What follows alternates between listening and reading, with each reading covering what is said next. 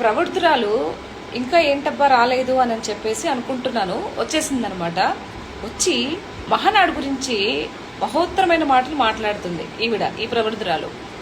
ఏదైతే నగర నియోజకవర్గంలో ఎమ్మెల్యేగా చేసి అక్కడ అన్ని చేయాల్సిన కార్యక్రమాలన్నీ చేయడం వల్ల నగరి ప్రజలు బహిష్కరణ చేస్తే ఓట్ల ఎలక్షన్లో తిప్పి కొడితే డిపాజిట్లు కూడా రాలా. ఈవిడ మాట్లాడుతుంది. మహానాడంట ఒక మాయనాడంట, మహానాడంట ఒక బూతునాడంట అని చెప్పేసి మాట్లాడుతుంది. మహానాడుకి ఎవరు ప్రజలు రాకపోతే డోక్రా మహిళని తీసుకెళ్లి బిర్యానీ ప్యాకెట్లు ఇచ్చి మరీ కూర్చోబెట్టారంట. నువ్వు తెలుసుకోవాల్సింది ఇంకొకటి ఉంది మిస్సెస్ సెల్వమణి రోజా. మీ జగన్మోహన్ రెడ్డి గారు ముఖ్యమంత్రిగా ఉన్నప్పుడు పరదాల చాటును పట్టుకొని రోడ్ల మీదకి వచ్చిన తీరు బాబు గారు అది కాదు. నువ్వు చూసే ఉంటావు. అన్నయ్య ఎందుకు పరదాల చెట్టు కాటుకొని ఎందుకు అలా వెళ్తున్నావు, ప్రజలంటే ఎందుకు నీకు భయము అని నువ్వు అడగాలి ఆనాడు. ఈరోజు మహానాడు ఇంత సక్సెస్ఫుల్గా ఉండి ఈ 2.5 yearsలో చేసిన మంచి పనులు అన్ని గురించి ప్రతి ఒక్కరు మాట్లాడుతూ ఉంటే దాని నువ్వు అక్కసి కడుపులో గడ్డలు మొలుస్తున్నట్టున్నాయి. నీకు ఆ గడ్డలు సెగ తట్టుకోలేకపోతున్నావు. ఒక పని చేయి, సీదా హాస్పిటల్కి వెళ్ళి ఒక ఏసీ రూమ్ బుక్ చేసేసుకొని ఆ ఏసీ రూమ్లో కూర్చొని మంచిగా షలైన్ పెట్టించుకొని పడుకో.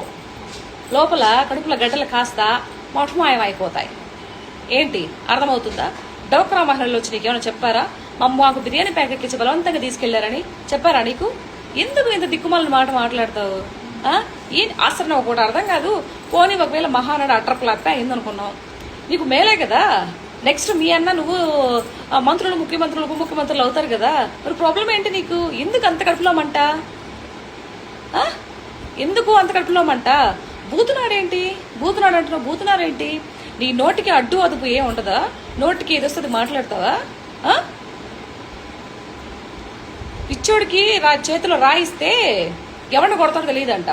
అట్లా మీకు గతంలో 5 సంవత్సరాలు ముఖ్యమంత్రి పదవి మీ చేతిలో పెడితే ఇష్టం వచ్చినట్టు నాశనం చేశారు రాష్ట్రాన్ని. ఈరోజు మహానాడు గురించి మాట్లాడే అర్హత లేదు నీకు. నువ్వు మాట్లాడతావు మహానాడు గురించి. సిగ్గు లేదు. ఎన్నిసార్లు చేయించుకుంటావు? ఎన్నిసార్లు ఎంత పంచాయతీ చేయించుకుంటావు? కొంచెమైనా ఇది ఉండాలి కదా. మానవ జన్మెత్తిదే. మనం ఏం మాట్లాడుతున్నాం, ఎక్కడ మాట్లాడుతున్నాం అని. బూతునాడేంటి? ఈ మైండ్కి, ఈ బూతులు ఉండేటువంటి మైండ్కి ఎప్పుడు బూతులే వస్తాయి అనుకుంటా. అంటే అలాంటి వ్యక్తివి అయినట్టున్నావు నువ్వు. అందుకే నీకు ఇలాంటి మాటలు వస్తున్నాయి. బూతునాడేంటి? సరే, ఒకవేళ పార్టీ మహానాడు జరిగింది, విక్రించడంలో కూడా తప్పలేదు. దానికి ఒక వే ఉంటుంది కదా. నీకు ఎందుకు చేత కావట్లేదు? నీకు స్క్రిప్ట్ రాసిచ్చేవాడు ఎవడు తల్లి? నాకు చెప్పు ఫస్ట్. అసలు అంటే వాడికంటే బుద్ధి లేదు రాసిచ్చేవాడికి. మరి నీ బుద్ధి ఏమైంది? అంత బుద్ధి మందబుద్ధితో పుట్టావా నువ్వేమైనా? కడుపులో మంట తగ్గకపోతే ఇందాక నేను చెప్పిన పని చేయి, సరేనా? నోటుకొచ్చినట్టు అడ్డదిడ్డాలుగా బాగా నిజంగా రాష్ట్రం మంచి పనులు చేసుకుంటూ ముందుకెళ్ళిపోతుంది. దాని మీద రాయి బురద చల్లే ప్రయత్నం చేశావనుకో బోడుగుండే నీకు. కాబట్టి గుర్తుపెట్టుకో. ఓకే?